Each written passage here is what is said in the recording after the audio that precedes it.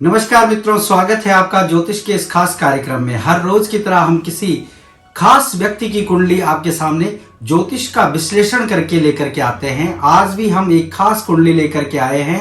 द्रौपदी मुर्मू की कुंडली का विश्लेषण आज हम करेंगे। भावी राष्ट्रपति हैं, हमारे देश के राष्ट्रपति बनने जा रहे हैं द्रौपदी मुर्मू। आज हम उनकी कुंडली का विवेचन कर रहे हैं ज्योतिष के कुछ खास योगों के द्वारा। कौन कौन सी उनकी कुंडली में बनते हैं वो योग जो इस स्तर तक उनको लेकर के आए, उसी पर आज खास विवेचन रहेगा। तो मित्रों, द्रौपदी मुर्मू का जो जन्म है वो 20 जून 1958 का बॉर्न है उनका, और उनकी जो कुंडली है वो मीन लग्न की कुंडली है। मीन लग्न की कुंडली है, लग्न में मंगल बैठे हुए हैं और लग्न का स्वामी जो है वो सप्तम में बैठा हुआ है। ये लग्न का स्वामी जब सप्तम में बैठ जाए तो सम सप्तक राजयोग बनता है। इस योग का नाम है सम सप्तक राजयोग। यानी जिस भी भाव का स्वामी अगर सप्तम में अपनी राशि में बैठ जाए तो सम सप्तक राजयोग बनता है। इस योग के द्वारा व्यक्ति राजनीति में बहुत ही अच्छे यानी सुदृढ़ मजबूती के साथ आगे बढ़ता है और कभी भी पीछे नहीं मुड़ता है और फिर उच्च शिखर पर पहुंच जाता है। तो सबसे पहले जो हमारी राष्ट्रपति बनने जा रही है द्रौपदी मुर्मू, उनकी जन्मपत्री में सम सप्तक राजयोग है। ये योग बहुत ही अच्छा है। और दूसरा योग है इनका बुध आदित्य योग, चौथे घर में बना हुआ है। बुध जो है वो चतुर्थ स्थान में है। चौथा घर राजनीति से संबंध रखता है।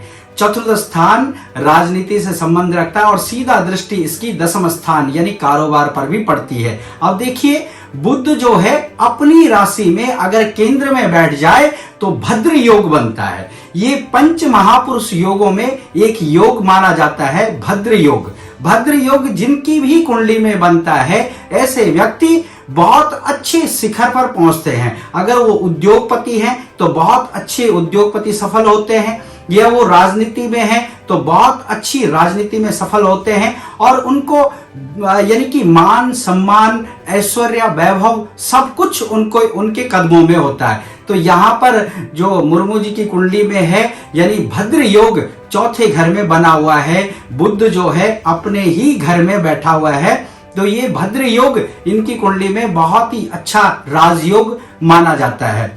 अब देखिए, लग्ने सप्तम में सम सप्तक योग, चतुर्थ स्थान में बुध आदित्य योग, बहुत बड़ा योग जो इनको राजनीति में इतनी पूरी तरह से बुलंदियों पर ले आया है। अब बात करते हैं शुक्र की। शुक्र और केतु द्वितीय स्थान पर, धन स्थान पर मेष राशि का शुक्र बैठा हुआ है द्रौपदी मुर्मू जी की कुंडली में। ये योग बहुत बढ़िया है। जब शुक्र के साथ में केतु अगर द्वितीय स्थान में या लाभ स्थान में या पंचम में या नवम में या अष्टम में बैठ जाए तो ऐसे व्यक्ति को मान सम्मान की प्राप्ति करवाता है। शुक्र जो है वो यश और कीर्ति का प्रतीक है। तो द्वितीय स्थान में धन स्थान पर यदि शुक्र बैठ जाए तो धन यश कीर्ति लक्ष्मी सब कुछ उनके कदमों में होती है। लेकिन इनका जो राहु है अष्टम में है, आठवीं का जो राहु है वो थोड़ा ग्रस्त सुख कम देता है। हालांकि बृहस्पति जो है वो सप्तम में है बुध के घर में। बुध के घर में जब बृहस्पति बैठ जाता है तो वो हानि जरूर करवाता है। सप्तम में जब बृहस्पति बैठा हुआ हो तो ऐसे व्यक्ति को यानी ग्रस्त सुख यानी पारिवारिक सुख नहीं मिलता है। तो इसके कारण से इनके जो पति हैं उनकी भी मृत्यु हो चुकी है। तो ग्रस्त सुख तो अल्प होता है, यानी कि पारिवारिक जो सुख है वो बहुत कम मिलता है और मानसिक परेशानियां जरूर बढ़ाता है यह व्यक्ति के लिए। और इनके जो दो संतानें थी वो भी नहीं है, क्योंकि पंचम में चंद्रमा हालांकि कर्क राशि का है लेकिन मंगल जो है ये लग्न में है। मंगल जब लग्न में बैठ जाता है तो मांगलिक योग बनाता है। मंगल जब लग्न में बैठता है तो पारिवारिक परेशानियां उत्पन्न करता है और मन से परेशान, परिवार से परेशान रहता है ऐसे व्यक्ति को। ऐसे व्यक्ति को पारिवारिक सुख जो है वो अल्प मिलता है। तो द्रौपदी मुर्मू की जो कुंडली में बुध आदित्य योग यानी बुध का जो चतुर्थ स्थान में ये भद्र योग, पंच महापुरुष योग और सम सप्तक योग का हमने विवेचन किया। तो इसी तरह से और कुंडलियों का भी हम विवेचन करेंगे। अनेक कई हस्तियां हमारे पास जिनकी कुंडली का हमने पहले भी विवेचन किया ज्योतिष में, और आगे भी हम इसी तरह की कुंडलियों का विवेचन करते रहेंगे।